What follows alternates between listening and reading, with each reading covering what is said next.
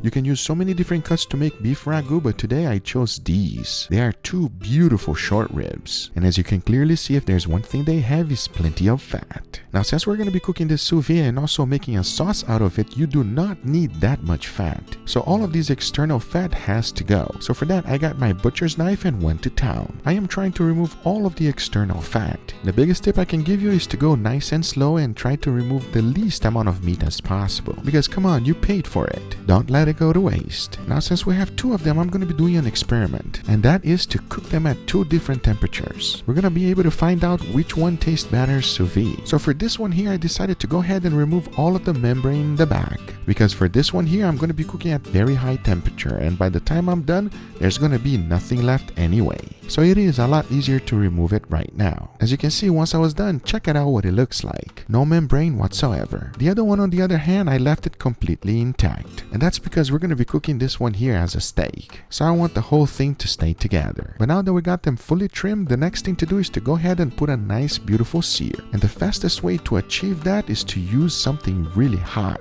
You can use the grill if you want. You can also use a cast iron pan. But for me, I'm going to be using my flamethrower. Oh yes. Faster than anything else you can use. And the best part is that you can get the edges with zero effort. Now that is what I'm talking about. Because once I was done, take a look at this. Perfectly seared exactly the way I like it. That is flavor, my friends. And sometimes people still ask me, do you get taste of gas? And the answer to that will be no, not at all. The flamethrower burns way too hot for that. And it is one of my favorite tools to use. But now that we got our sear going, the next thing to do is to go ahead and make our sauce. And for that, we're going to be using something that is called mirepoix. That is a beautiful combination of vegetables, and we're talking about carrots, celery, and onion. There's an insane amount of flavor when you put all of these things together, especially if you do exactly what I'm about to do right now. So outside I went and started up my gas stove. I first started with the onions. I threw them in, then I added a little bit of salt followed by freshly ground black pepper. Then I mixed it well and cooked it for about 5 minutes. You don't want to fully cook them at this moment. You're just trying to sweat them for a little bit. Because once that time was up, it was time to add the rest of the vegetables. Mix them well and cook it for an additional 5 minutes. Then I added a little bit of tomato paste. After that, stir it well so that the vegetables can get fully coated with the tomato paste. To deglaze the pan, I added about half a cup of beef stock. This will make sure that we remove any goodness left behind stuck on the pan. And if there's one ingredient we cannot forget is garlic. Add a good amount.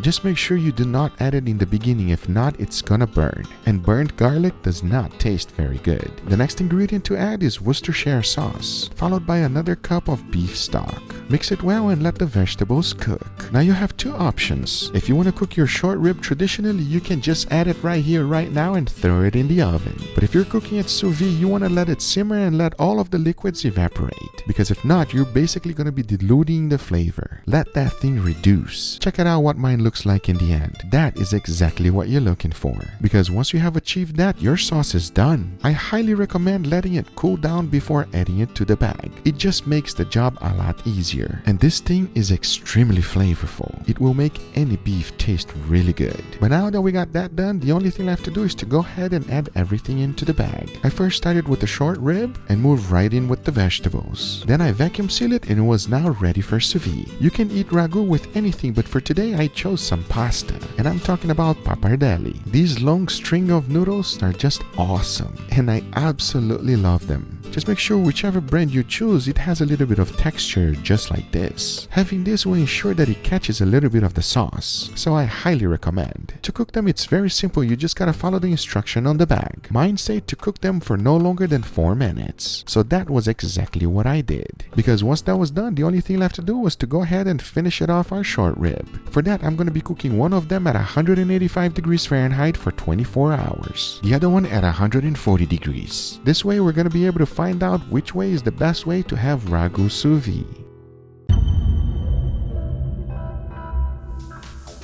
This is why I love sous vide. You put it in there, you set it and forget it, come back the next day, and it is ready for you. That is exactly what happened. At the same time, I'm very curious to find out which temperature is going to be better at 185 degrees Fahrenheit, basically falling apart, disintegrating goodness of beef short rib, or steak-like texture at 140? We're gonna find out because it is ready, we are hungry, and it's time to take it out. Let's do it.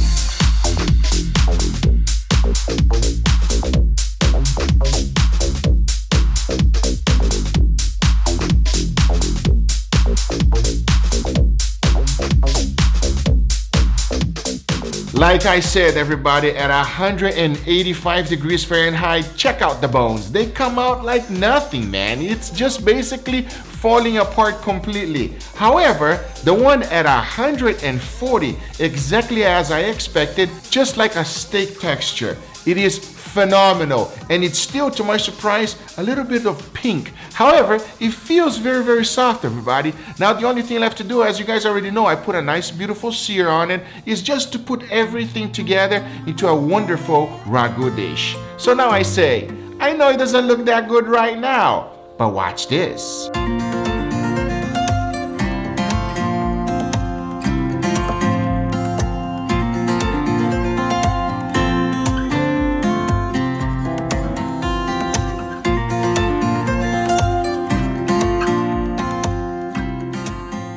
All right, everybody, here we have ragu today, Mama. Ragu, spaghetti and short rib.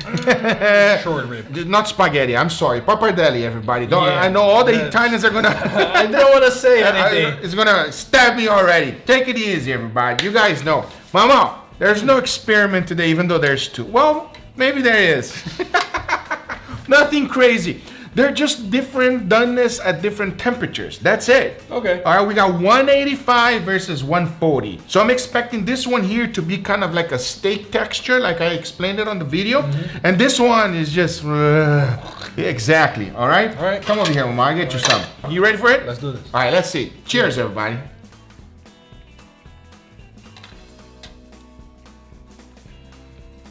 That tastes good. That tastes good. That tastes real good. And it's softer than a steak. It's softer than a steak. Oh, that's nice. That tastes real good. I'm coming back for more.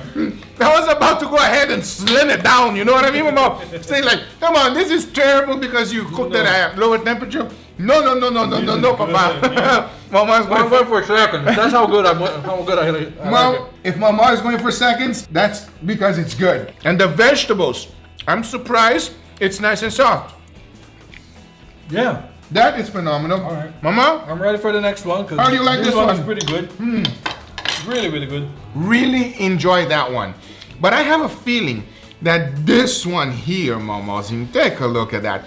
I have a feeling that what's gonna happen here is that the flavors are just gonna get to know each other a little bit more, you know what I mean? It's so pulled away. It looks like a ropa vieja. Exactly. Enough talking. Cheers. Everybody.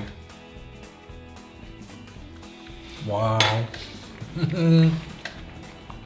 Mama. You're right. Come on, everybody. Huh? Come on. Right. Wow. My mouth is watering, man. The meat got more flavorful. Way more flavorful. It's softer. Juicier. Extremely tender. Falling apart. It mixes really nicely when you're biting with the pasta, as opposed with the other one that you're like chewing the meat and then you're chewing the pasta. Guys, you want a recommendation? Make it at 185 degrees Fahrenheit. Anyway, guys, these are the results. I hope you guys enjoyed this video. If you do enjoy it, make sure to give it a thumbs up. If you're not a subscriber, be sure to subscribe for future videos. Remember, if you're interested in anything I use, everything's always in the description down below. Thank you so much for watching, and we'll see you guys on the next one. Take care, everybody. Bye-bye.